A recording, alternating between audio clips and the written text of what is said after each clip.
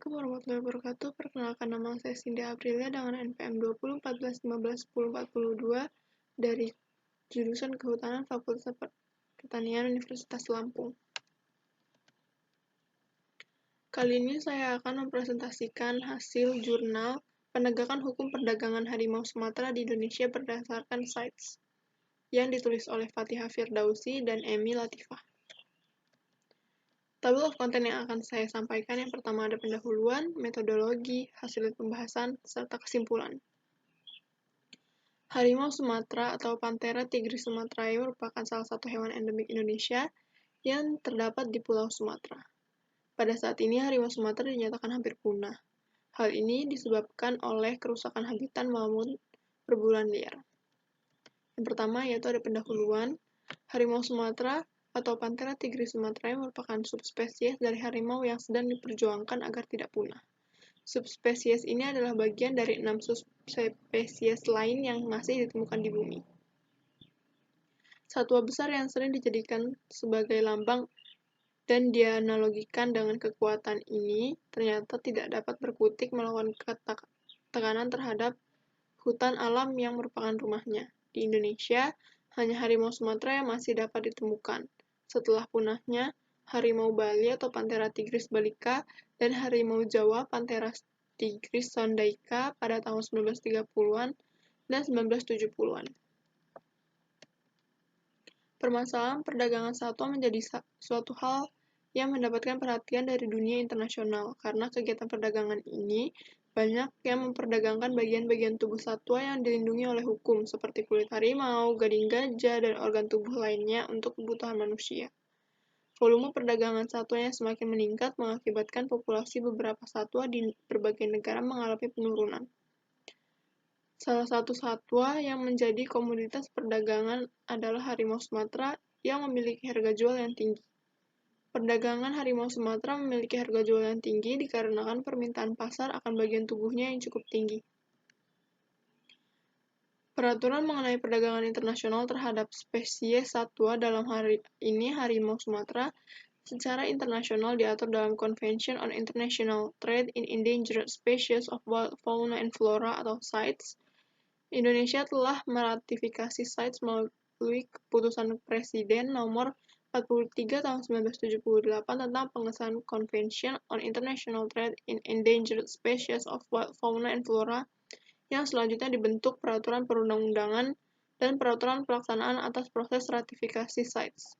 Peraturan perundang-undangan tersebut adalah Undang-Undang Nomor 5 Tahun 1990 tentang Konservasi Sumber Daya Alam dan Ekosistemnya atau UU KSDA.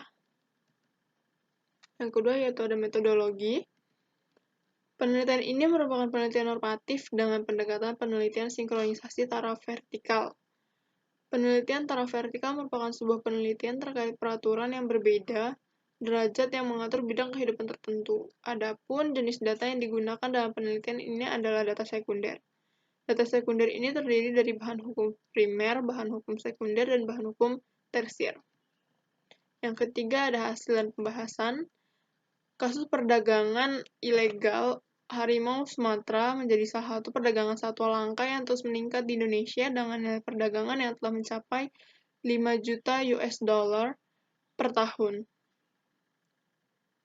CITES mengatur secara jelas melalui mekanisme appendix untuk mencegah perdagangan satwa yang terancam punah, termasuk harimau Sumatera. Kasus perdagangan harimau Sumatera sampai tahun 2009 sampai dengan tahun 2015 yang terjadi di Indonesia, kasus perdagangan satwa liar di Indonesia semakin meningkat setiap tahunnya. Pada tahun 2007 terdapat 23 kasus, pada tahun 2010 sampai tahun 2013 terdapat 42, pada tahun 2014 terdapat 78 kasus, dan pada tahun 2015 terdapat 67 kasus. Perdagangan harimau Sumatera yang terjadi karena permintaan yang besar akan bagian-bagian tubuh harimau Sumatera. Permintaan pasar atas bagian-bagian tubuh harimau Sumatera terjadi dengan dua alasan utama, yakni ada alasan medis dan non-medis. Harimau Sumatera diyakini masyarakat Tionghoa mampu menyembuhkan berbagai macam penyakit. Namun ada juga permintaan dengan alasan non-medis, salah satunya untuk tujuan dekoratif, seperti kulit harimau Sumatera yang memiliki nilai dekoratif dalam pasar barang-barang mewah. Contohnya seperti untuk karpet atau tas atau bahan pajangan lainnya. Perlindungan satwa sangat penting kiranya untuk dilaksanakan, termasuk harimau Sumatera yang sering menjadi komoditi yang diperjualbelikan. Bahwa perlindungan yang dilakukan oleh SAID terhadap populasi satwa yang terancam punah ialah dengan cara mengklasifikasikan spesies ke dalam jenis-jenis appendix. SAID mengatur mengenai perdagangan satwa liar dengan mendirikan 3 tingkat perlindungan yang tergantung pada sejauh mana ancaman yang dihadapi oleh spesies. Tingkat perlindungan tersebut sesuai dengan appendix yang ada. Appendix 1 berisi daftar spesies yang memiliki perlindungan yang tinggi pada spesies yang terdapat dalam daftar, baik yang masih hidup maupun yang mati. Spesies yang terdapat dalam daftar appendix 1 tidak boleh diperdagangkan oleh para perihal tanpa adanya aturan yang ketat. Appendix 1 mencakup spesies yang terancam punah akibat atau yang dapat diakibatkan oleh perdagangan. Semua spesies yang terancam punah masuk dalam Appendix 1, termasuk subspesies harimau Sumatera.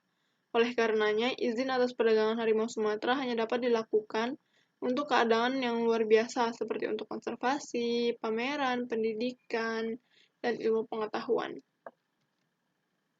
Substansi hukum, peraturan perundangan di bidang konservasi sumber daya alam hayati dan ekosistemnya seperti Undang-Undang Nomor 5 Tahun 1990 dan dalam Peraturan Pemerintah Nomor 7 Tahun 1999 tentang pengawetan jenis tumbuhan dan satwa, dan Peraturan Pemerintah Nomor 8 Tahun 1999 tentang pemanfaatan jenis tumbuhan dalam hal status perlindungan spesies dalam Undang-Undang Nomor 5 Tahun 1990 belum mengakomodasi klasifikasi perlindungan spesies sesuai dengan ketentuan SAID.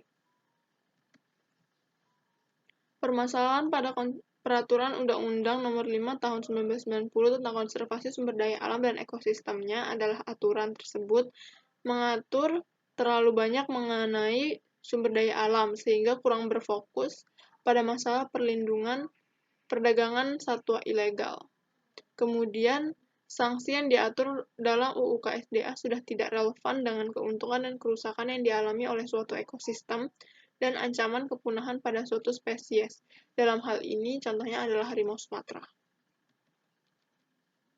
Berdasarkan ketentuan dalam CITES di pasal 9 dalam perdagangan satwa langka yang dilindungi, ada peran lain yang mendukung proses penegakan hukum, yaitu Management Authority dan Scientific Authority. Selanjutnya dalam Kepmenhut nomor 104 garing KPTS 2 garing 2003, Direktur Jenderal Perlindungan Hutan dan Konservasi Alam atau PHKA ditetapkan sebagai pelaksana Management Authority di Indonesia. Dan dalam keputusan Ketua LIPI nomor 1973 tahun 2007, Pusat Penelitian Biologi ditetapkan sebagai pelaksana harian otorita keilmuan atau Scientific Authority. Pelaksanaan hukum mengenai perdagangan satwa menjadi kurang efektif ketika penegakan hukumnya sendiri tidak menegakkan hukum secara tegas atau adanya faktor-faktor tertentu, seperti misalnya kurangnya pemahaman penegakan hukum mengenai CITES. Pengenalan jenis spesimen oleh petugas juga belum optimal. Petugas belum tentu mengenal spesies yang merupakan appendix 1 CITES. Hal tersebut kemungkinan dapat terjadi dan spesimen yang diselundupkan dapat lolos.